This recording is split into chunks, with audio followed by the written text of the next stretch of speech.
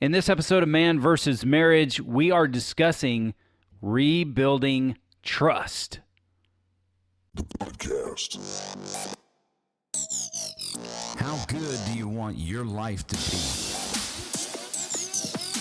It's truly about becoming the best version of yourself that's possible. This is Man vs. Marriage. The podcast. Welcome back to another episode of Man vs. Marriage. We are so excited that you are here and that you are listening and that you are a part of this mantastic community. Hey, I want to tell you before we get started, here's how you reach out to us. Coach at manvsmarriagepodcast.com. Coach at manvsmarriagepodcast.com.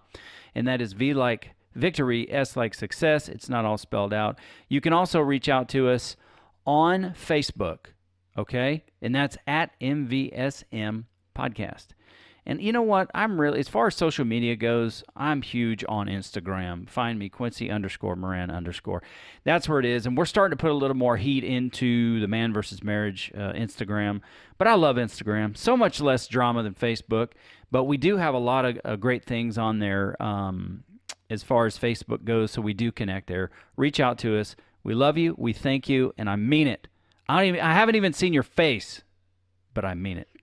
So in today's episode, we are talking about rebuilding trust. I'm in the studio with my lovely wife, Jeannie. Jeannie, say, what's up? What's up? Dang it. No. So in the beginning, God created the heavens and the earth. In the beginning, when things were tough, we were in full-on survival mode. It was a very difficult situation. We had no time for each other. We were working through autism. We were working through seizures. We were working through brain surgery. We were working through our children being sexually abused by babysitters. We were working through people in church telling us that God was doing this to teach us a lesson, that God was doing this because we weren't tithing enough. We were dealing with people telling us that this is our own fault because we shouldn't have had so many kids. Maybe I should have pulled out. You should have been more responsible as a woman because that's your job. We were dealing with, well, maybe you should get some selective abortions so that one kid has the best chance to live. There was a litany of things that we were dealing with, and in the process, you and I had grown farther and farther apart. And my thing is like, what did I do? You're answering those questions, and I'm so thankful that I asked those questions. But now it's like, how the heck did we trust each other again? Because so many things were so hard. It was so difficult. You know, I would imagine with me being gone so much and us having the football moment, I'm coaching football, doing a clothing line, doing Moran Brothers, doing a full-time job, all those things. How did you even trust that I was going to get back into this marriage full time, which at the time I thought I was, just based on what I thought my role was, but I didn't know what you needed. And I asked you that question and you answered me here. It was like, you said that my actions were the most important piece to rebuild trust. And then I kind of went, to 3B, the third question. And then that's my words and my actions lined up. And that's what began rebuilding trust. And that's what opened you up. I don't know what you can add to that or how we can further that conversation. It's like, what did my actions show you? What were my words, and how did my actions complement those? What was it to help you build trust? I'm done talking. Go ahead. Well, first of all, we were fighting the same battle, but we were fighting separately. So that was a huge dividing factor for us. We had the same voices speaking into us. We had the same life going on in the same house with the same people, but we were not talking about it. We were not facing it. I was fighting my battle, you were fighting your battle, and it just felt like I was on an island and you were on a ship, and you just kept going, and you'd come back every now and then, but you just kept going back out, and you weren't around as much. When we had the come to Jesus moment about football, and honestly, it was me going to the point of a complete and total mental breakdown, because baby 8 was on her way. Football was literally the weekend our baby was due was his first football game. That was what started it. Was I was worried you weren't going to be there, and I was going to be ready to deliver this baby. So, and we had all the other garbage behind it. Yeah. So, I think what ended up changing it was that was the first thing, was when I poured my heart out and just told you the football needs to go. I need you more than we need that paycheck. Which, well, this was baby number 8, so any paycheck was welcomed at that point. But I needed you more than I needed a paycheck. And the fact that you were willing to put me first and explain to everyone, this is not happening anymore. This is what needs to be priority. And we took heat. Dude, I took heat when he wasn't around. He took heat when I wasn't around. People were just not happy with this decision. I mean, it came down to me controlling him, and that's not what it is at all. I had 7 kids, 1 on the way. The twins were a year old. They were, just getting to where they were mobile. And we have Anissa on her way, and we don't know what to expect in any C-section. We don't know what to expect with any of our kids. We've had doctors tell us everything's going to be great, and then when they come out, they're in an incubator. So everything was definitely not great. But you were always telling me, you're there for me, you'll do anything for me, anything I ever need. You were always telling me these things. But when I needed you, you were not there. Yeah. You might have been physically there, but you were physically there working. You were physically there trying to figure out a football game. You were physically there watching a football game, but you were not connected with me at all. What changed is when you put me as a priority. Things just changed. You started doing things, seeing me, all those little things we've talked about in the previous episodes that showed me that you cared about me. But what opened me to trust you was when you stopped football and you were home. And you were home every single Friday. You were home every single weekend. You helped with Anissa. You helped with the kids. When I was taking care of Anissa or in my recovery time, you made it a point to be home earlier to take the load off as much as you could. Because we had my mom for a little bit, but, let's face it, my mom can only be there for a short amount of time. And these are our kids, not my mom's kids. So the things that you did to show me that I was priority, the things that you did to start talking to me, there are other opportunities came up right behind football. I swear to you, whenever this man puts something aside, somebody or something comes up right behind it and says, hey, we've got this bandwagon, jump on. And I was scared because it was so easy for you to just say, this is a great opportunity. We could make some money here. I could do this. And my first thought was, great, he's gone. We're doing this again. Even Moran Brothers taking time, and it started out with little stuff, and then the productions got bigger and bigger and more time consuming. And that became an issue. But then we got to this process with Rita where it was like, okay, negotiate it. Right. It's not saying that you can't do things on your own in a way or separate from the family. What it's saying is he didn't know what my need was and how much time I needed, or what exactly it was that I needed help with, so that I didn't feel like I was carrying all the weight. We had to have those conversations. But it was you finally, every time you tell a person, I'm there for you, I've got you, I'll do this, whatever you need, no problem. If you're not really showing that, then why am I going to tell you what I need? And that's where we were. We got to the point where I could tell you what I needed. I could trust you with my emotions and something, because you were finally kind of seeing where I was at. Yeah. You made it to my island, babe. I parked the ship on your island, baby. Oh, Lord.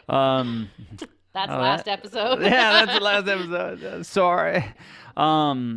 So the thing that that really struck me, and I've told this story before. I'll tell it briefly again. When you were sitting on that chair in that recliner, looking at me and crying, saying, "I need you," I almost said, I made a commitment to that football team, and those boys need me. That almost came out of my mouth, but I stopped. Because as soon as I heard myself think that, I said, wait. My first commitment was to you. Signed a contract. Even ever before the kids, my first commitment was to you. I'm a husband first. I'm not a father first. I'm a husband first. So in that moment, I had to stop, and I'm so thankful that I stopped. I said, "Are you some kind of freaking idiot, Quincy?" And like we've talked about, you really just do what you see. And my dad was out. We were poor when I was in Alabama. We were growing up poor. My dad was a single dad. In California, my mom was a single mom, both struggling. And my dad was always gone, working, trying to figure out how to provide. But you know what? He was one of 5. And what did my papa do? Worked. He worked. He was a fireman. He was a part-time plumber, part-time electrician. He was a minister, so he preached everywhere all the time. And he was just out getting things done, but where was he at home? And in that moment, it just dawned on me, and I remembered, I kind of went back because I'm heavily influenced by, football coaches, preachers, whatever the case is. And the thing I came to was I always remembered at the end of their career, whether it was the ministers or the football coaches, they would say, "I wish I would have spent more time with my family." And you only get one shot at raising your kids. You only get one shot at that, because before long they're gone. And something struck in that moment for me, and I was done. I said, I could pick coaching up anytime. I could become a pastor or a preacher anytime, but I really only have this time with my kids and my wife. This is where we're like building something here together. And so I made the decision in that moment that it was time for me to stop. It was hard. It was a hard decision. But it was even harder seeing you sit in that chair falling apart and knowing that I was the root cause of that. So I had to do some things different. I had to come through. I was busy coming through for everybody else. I wasn't coming through for me. I wasn't coming through for you. I was coming through for everybody that was outside of my door. And that was a big deal. I don't know why I never asked you what it was going to take to rebuild your trust. I just knew it was important to show up. And I thank you for sharing that with me. And I want to continue to show up, because trust, is like we've said, it's really, really hard to build, very, very easy to break, and it's even harder to rebuild, and sometimes impossible. So I'm glad, because there were so many opportunities to take me back into all these things, and all the different things that I was trying to do, so many different things at one time. And it was just not worth it. And after making those decisions to show up, our relationship, me as a dad as well, has just never been better. So thanks for giving me the opportunity to show up. I know it's been game changer for us. And you showed up too, because there were, things that I needed to trust you again for. Because I did a lot of assuming that I knew what you were thinking, and I knew what your thoughts were. Don't try to live in this head. It's not. There's not enough room. No vacancy, sir. I got a question for you, honey. Uh-oh. Was I perfect at this in the beginning? No. Okay. No. Okay. But So, neither was I. Right. I All wasn't right. good at telling you what I needed or saying things without being snippy because I was still working through hurt. Well, here's what's great is that I wasn't perfect at it, and you didn't give up. No. I wasn't perfect at it. I didn't give up. No. And that's what's important. In every single episode, we do get feedback, and the feedback is, I tried this once and it didn't work. Look, dude, for real? Keep doing it until something changes. And don't take the same approach 10 times if it hasn't worked 10 times. You need to hone your craft. I think as much of an advantage as Amazon Prime or Facebook or Instagram gives us all this instantaneous gratification, the art of hard work and grit and endurance has kind of been lost on us as a dang society. This takes time. You need to grind. You need to be willing to do something different. Continually do a valve check and find out, where are you? How am I doing? What do you need from me? What do you need more? And for you to be able to explain that on your side too, not just finding out what she needs, but for her to know what you need. There's never been any infidelity in our relationship. So that's not the type of trust that we've had to have the experience in rebuilding, and God forbid we ever have to. Ours was a sense of me not showing up, me saying that I would, but I would schedule myself to the minute. And I would think, well, if I'm going to be home at the same time, I'll just, pack my schedule full and still be home at the same time. But why wouldn't I, if I could get off earlier, why wouldn't I do that for my family instead of for football?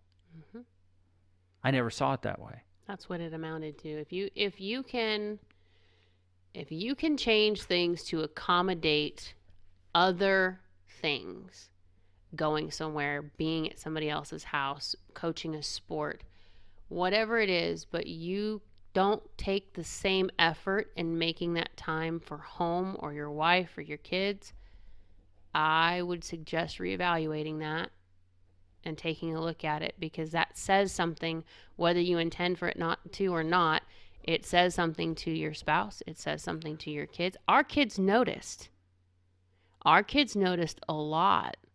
At that time, they were little. I think Ash was maybe 5 or 6. Her behaviors started kind of letting us know that she noticed. Because when you came home and there was more structure, there was more, not necessarily discipline, but just another voice to say, hey, I'm here. You're not getting away with this anymore. Right. Things are changing. Right. Then attitudes changed. The way they did things changed. And it took a couple of weeks, but then they started getting happier because they were expecting you. You got flocked with kids the minute you opened the front door. Yeah. So it makes a huge I was like Nick difference. Jonas walking out of the hotel. Right? I was mobbed by chicks. Right? Well, we got to wrap this episode up, but I want to make sure that you have some takeaways, and I think really you do. But what's important about building trust is freaking show up, be relentless, do not give up, find out what she needs, figure out what you need, and get on the path. You must remain relentless. What'd you say, honey? I said, if it's not working, ask her questions. I've tried this. I've been doing this. Help me understand what it is that you need. You need a freaking playbook.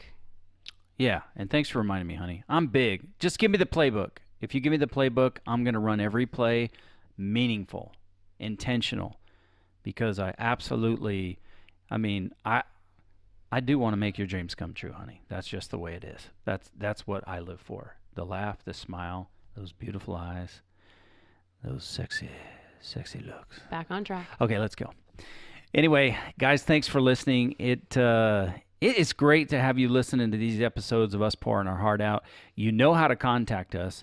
I advise you to do so. Share your wins, share your failures. Let's learn from both. Until the next episode, the cute, diggity dog, and Jeannie girl, we are out. The podcast. How good do you want your life to be? You gotta live on purpose, for a purpose. It's truly about becoming the best version of yourself that's possible. This is Man vs. Marriage, the podcast.